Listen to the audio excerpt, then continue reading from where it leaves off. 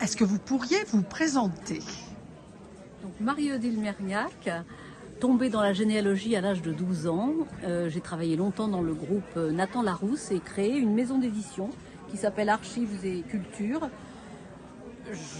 J'écris en tant qu'auteur autour de la généalogie ou autour de l'histoire, chez Hachette, chez Erol ou aux éditions aussi Archives et Culture. Et ce guide vient de sortir, bourré de statistiques, mais comment dire, expliqué. Les statistiques sont détaillées comme si on lisait un roman. Alors, qu'est-ce qu'il y a de particulier pour les plus anciens que vous avez repérés sur 3 siècles? Ces Français, qu'est-ce qui vous a frappé? Sur 3 siècles, c'est la pauvreté des gens, en fait. En 1900, le logement moyen d'un Français, c'était 1,1 pièce. C'est-à-dire qu'on avait à peine plus d'une pièce. La pièce à vivre servait de salle à manger, de salle à dormir. Il y avait des petites alcôves au besoin, mais c'est ce qui m'a frappé en faisant le portrait moyen du Français. Donc la moyenne d'un Français, tous les 20 ou 30 ans, jusqu'en 1700, c'est la pauvreté. On vous sort des films où l'on voit des manoirs, où l'on voit des fermes qui sont cossues. En fait, non, les gens vivaient beaucoup plus modestement qu'on ne le suppose. C'était pas mieux avant? Ça, c'est plutôt mieux maintenant qu'avant.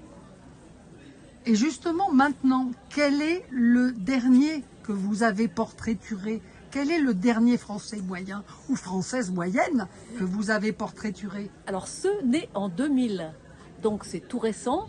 Ils n'ont pas du tout l'ensemble de leur vie qui peut être regardée a posteriori, mais on a beaucoup de travaux de sociologues qui portent sur cette génération qui est en fait la génération Covid, disons-le. Et donc, voilà, leur état d'esprit et puis leurs études en moyenne. C'est la première génération quand même où, en moyenne, ils ont tous dépassé le bac. Ils ont tous un bac plus 2. Alors que la génération née en 1980, ça n'était même pas le cas. Alors, on suppose souvent, on a l'impression que tout le monde autour de nous fait des études supérieures. En fait, non. C'est seulement la génération des 2000 qui dépasse le bac. Est-ce que ces plus jeunes sont intéressés par la généalogie? Ça paraît un truc de vieux pour parler de façon désagréable. Alors non, avec l'Internet, on est descendu tous les ans, la moyenne d'âge rajeunit. On est à 42 ans en moyenne. Une des plus grosses associations actuellement en pleine croissance a été créée par un garçon qui est actuellement à 13 ans. J'avais commencé à 12 ans.